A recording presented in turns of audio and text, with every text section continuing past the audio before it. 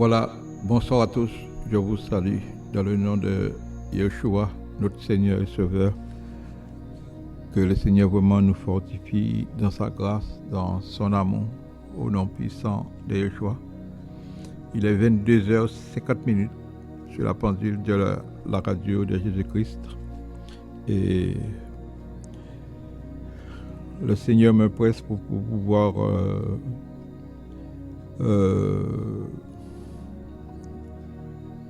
dire ce qu'il a mis dans mon cœur au nom puissant de Yeshua. Donc nous sommes dans Matthieu 25 qui nous dit: alors le royaume des cieux sera semblable à 10 vierges qui, ayant pris leur lampe, allaient à la rencontre de l'époux. Or 5 d'entre elles étaient sages et 5 folles. Les folles, en prenant leur lampe, ne prirent pas d'huile avec elles, mais les sages prirent de l'huile dans leur vase avec leur lampe. Et comme l'époux tardait à venir, elles s'assoupirent et s'endormirent tous. Or, au milieu de la nuit, il se fait un cri: voici l'époux vient, aller à sa rencontre. Alors tous ces vierges se réveillèrent et préparèrent leurs lampes. Et les folles dirent aux sages: donnez-nous de vos huiles, car nos lampes s'éteignent. Mais les sages répondirent et dirent: non, de peur que nous n'en ayons pas assez pour nous et pour vous. Allez plutôt chez ceux qui en vendent et achetez-en pour vous-même. Alors, pendant qu'elle allait en acheter, l'époux arriva. Celles qui étaient prêtes entrèrent avec lui dans la salle de noces et la porte fut fermée. Mais plus tard viennent aussi les autres vierges, disant: Seigneur, Seigneur, ouvre-nous. Mais répondant, et dit: Amen, je vous le dis, je ne vous connais pas. Veillez donc, car vous ne savez ni l'heure, ni le jour où le Fils humain viendra. Amen. Voilà, que Dieu bénisse sa parole. Donc, pour montrer aujourd'hui, nous sommes dans ce temps que nous devons veiller en réalité. En réalité, nous devons veiller parce que la prophétie du Seigneur s'accomplit sous nos yeux.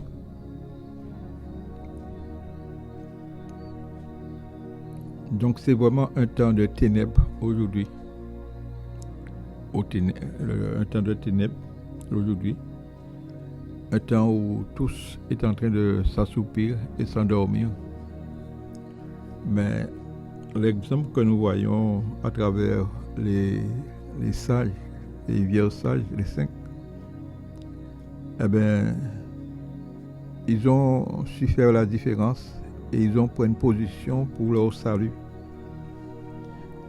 Donc, l'enfant de Dieu aujourd'hui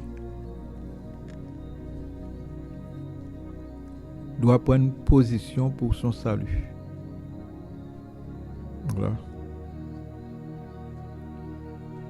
Donc, tu t'imagines que les sages auront partagé leur huile et arrivé qu'ils n'ont plus d'huile.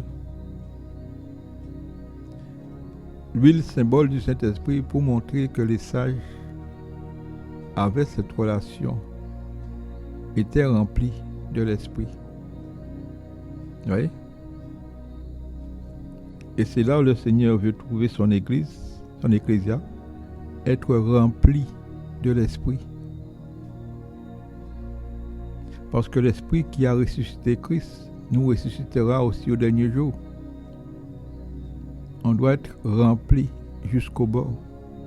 Jésus était rempli du Saint-Esprit et l'Esprit le conduit dans le désert pour être tenté par le diable. Nous aussi, nous sommes tentés et le diable nous tente. Mais si nous ne sommes pas remplis de l'esprit, eh bien, on entrera dans les pièges du diable, parce que le diable se déguise en ange de lumière pour séduire. Il vient avec des paroles mielleuses pour détourner la foi des enfants d'Élohim. Mais c'est lorsque nous serons remplis de l'esprit que nous ayons le discernement. Parce que l'homme rempli de l'esprit, l'homme spirituel, juge toutes choses spirituellement. Et il n'est jugé par personne. Donc, en réalité, le sage, car nous savons que la crainte de l'Éternel amène la sagesse, un homme sage, eh bien, il prend du temps pour examiner sa vie. Un homme sage n'est pas focalisé sur l'autre. Il prépare son éternité. Parce que Paul avait pour dire à Timothée, veille sur ton enseignement. En faisant cela, tu te sauveras et tu sauveras ceux qui t'écoutent. Oui. Donc aujourd'hui, nous devons prendre position pour la vérité. Et ça, c'est quelque chose d'individuel.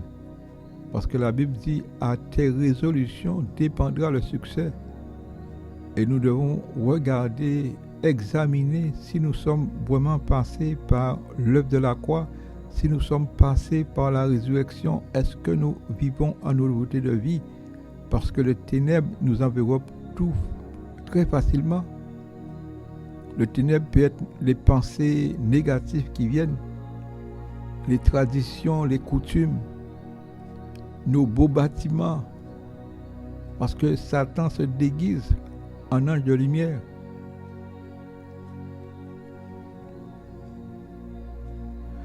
Le temps est difficile aujourd'hui. Nous devons avoir le discernement. Donc ce n'est pas tout ce qui brille qui est de l'or. Vous voyez?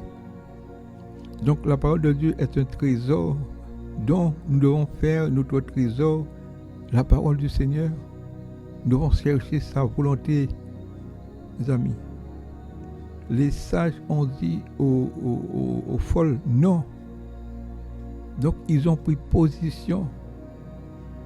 Donc nous devons prendre position. Je dois prendre position pour Christ et ne pas laisser le péché m'envelopper si facilement. Le péché commence par l'orgueil, parce que la connaissance nous rend orgueilleux. Mais l'amour, être rempli du Saint-Esprit, nous édifie, voilà, nous bâtit. Voilà. Et nous devons veiller, bien-aimés, parce que nous ne savons quelle heure que le Fils d'humain viendra. Si c'est au chant du coq, il viendra comme un voleur sur la terre. Nous devons nous repentir de nos mauvaises voies, de nos mauvaises manières de vivre, de nos « je suis de Paul, je suis d'Apollos ». Voyez comment Jésus, dans les derniers jours, on vous dira qu'il est là, qu'il est dans le désert, qu'il est par-ci, qu'il est par-là. N'y allez pas. Parce que ceux qui disent qui sont d'Élohim, eh bien, ils ont de la rivalité. Ils savent plus leur dénomination que servir Elohim. Et un homme ne peut te donner ce qu'il a reçu s'il n'est pas passé par la nouvelle naissance. Et ça se voit lorsqu'un homme n'est pas passé par la nouvelle naissance. Il est dans la rivalité, dans les cancans. Et le Seigneur le laisse faire. Parce qu'il dit que celui qui persévérera jusqu'à la fin sera sauvé. Donc, mes amis, pour l'enlèvement, c'est très peu qui partiront. Très peu.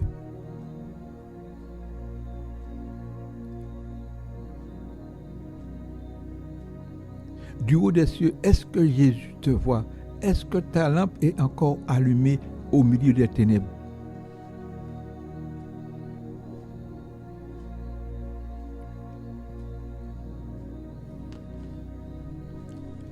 Alléluia. Ézéchiel chapitre 7. Attaque babylonienne imminente. La parole de Yahweh vient à moi, verset 1, disant: Toi, fils d'humain, ainsi parle Adonai Yahweh au sol d'Israël. La fin vient sur les quatre extrémités de la terre. Maintenant, la fin vient sur toi, j'enverrai sur toi ma colère, je te jugerai selon ta voie, et je mettrai sur toi toutes tes abominations. Mon œil ne t'épargnera pas, et je n'aurai pas de compassion. Oui, je mettrai tes voies sur toi, et tes abominations seront au milieu de toi. Vous saurez alors que je suis Yahweh, ainsi parle Adonai Yahweh.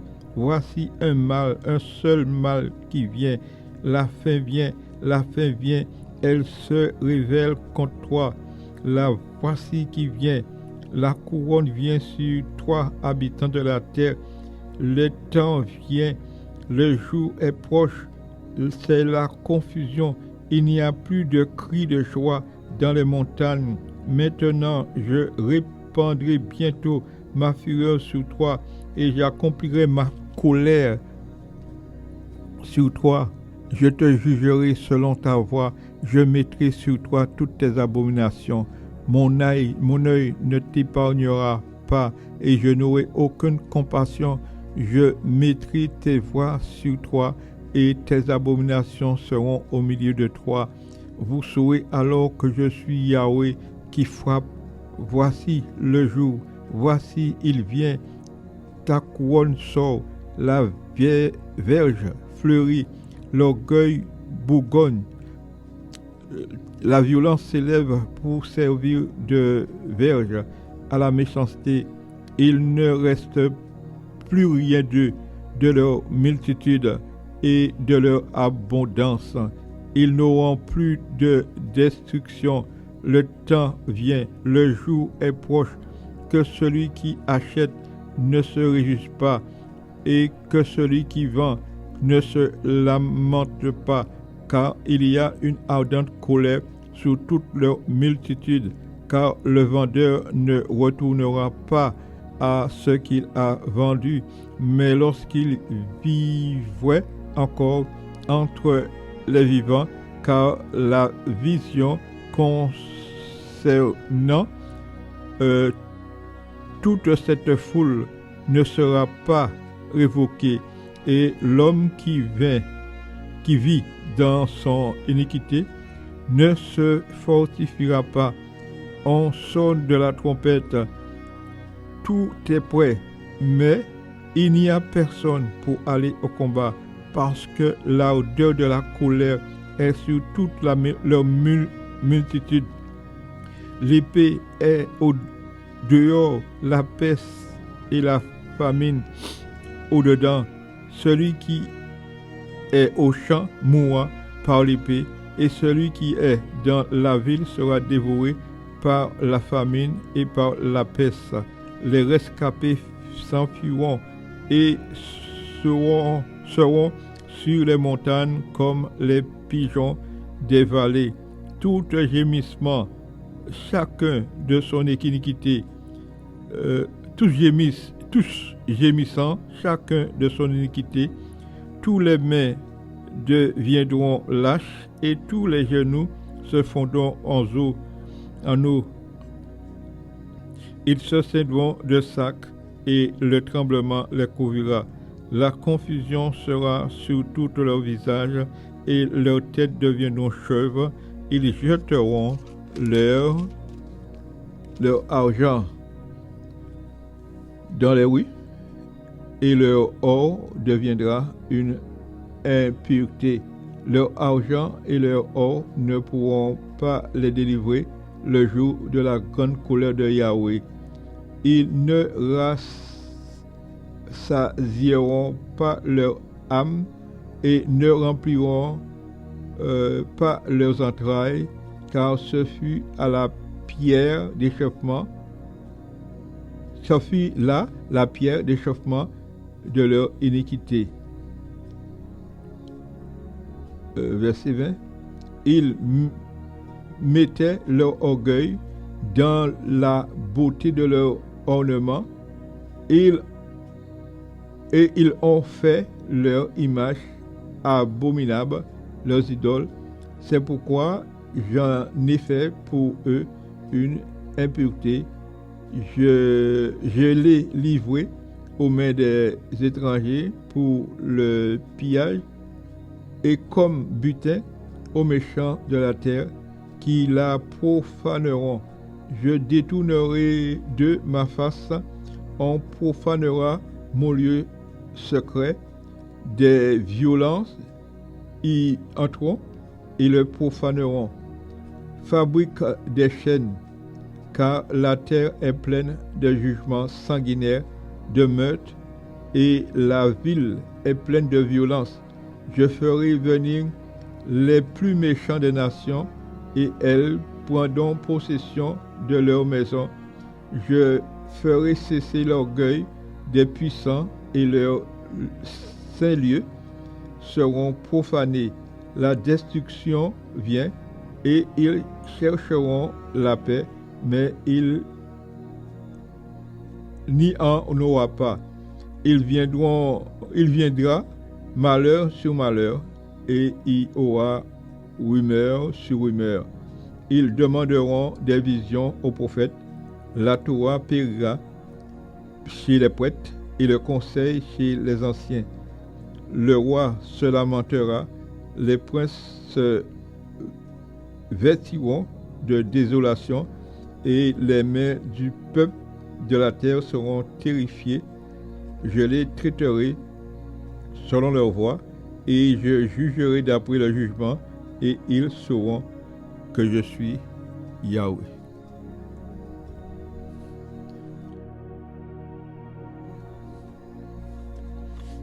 Quelle abomination aujourd'hui que Yahweh constate sur la terre.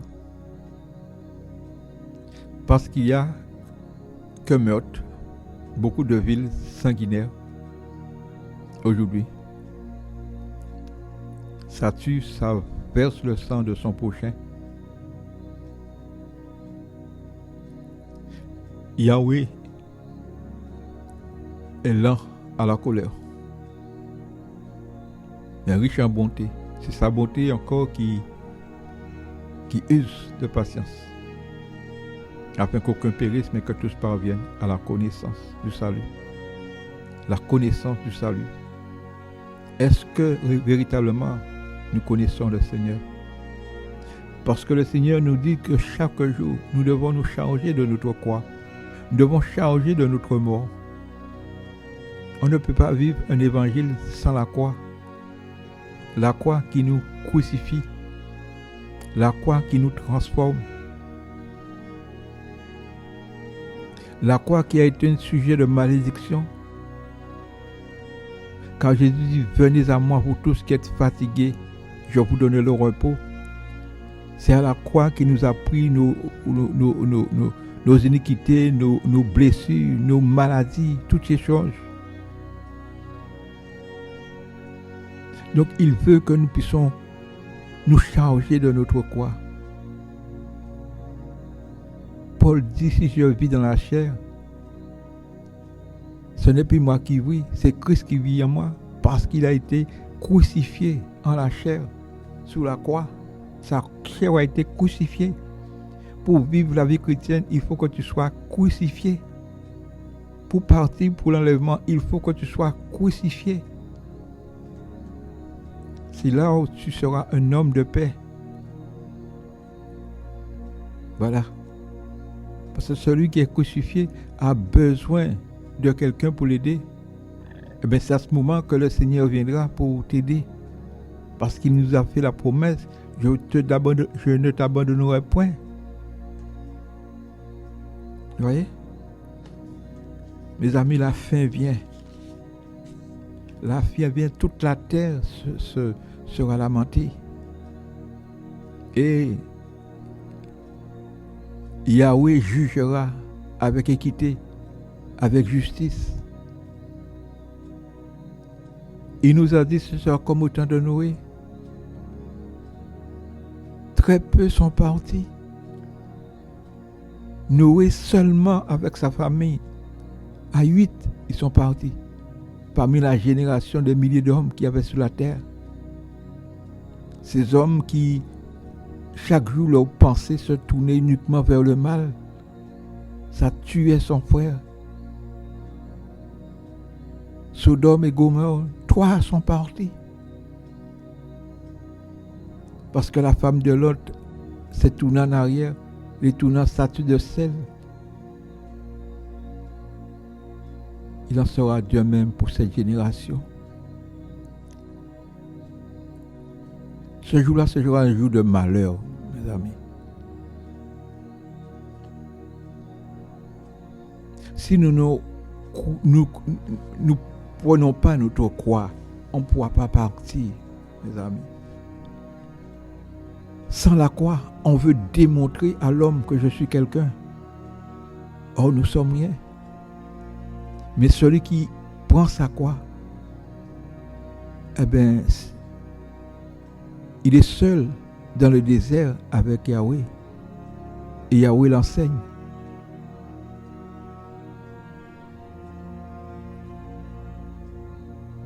Nous vivons des temps difficiles.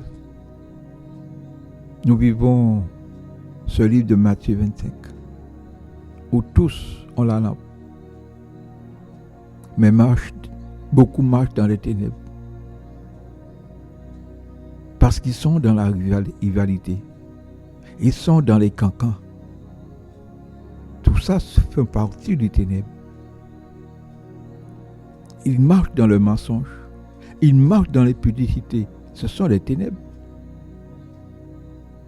Parce que ce que Jésus nous a commandé, de nous aimer les uns les autres. C'est à ceci qu'on reconnaît ça, qu'on est les disciples du Seigneur.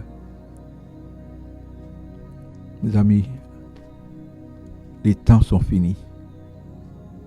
Il est temps de vaquer à la prière. Et celui qui prie doit s'éloigner de l'iniquité. Sans la crainte de l'Éternel, on ne peut lui être agréable.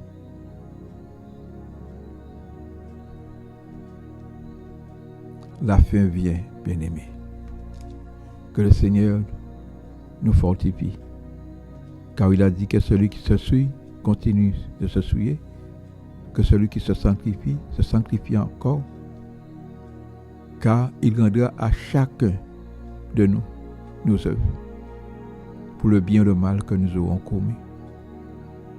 Et pourtant, il nous a ordonné de faire du bien à notre prochain, de nous aimer les uns les autres. Que le Seigneur nous bénisse, bien-aimés. Le message qu'il a laissé avant de partir, repentez-vous et croyez à la bonne nouvelle. Il ne suffit pas de lire la bonne nouvelle, mais il faut vivre la bonne nouvelle qui est Jésus. Que le Seigneur nous bénisse. Amen.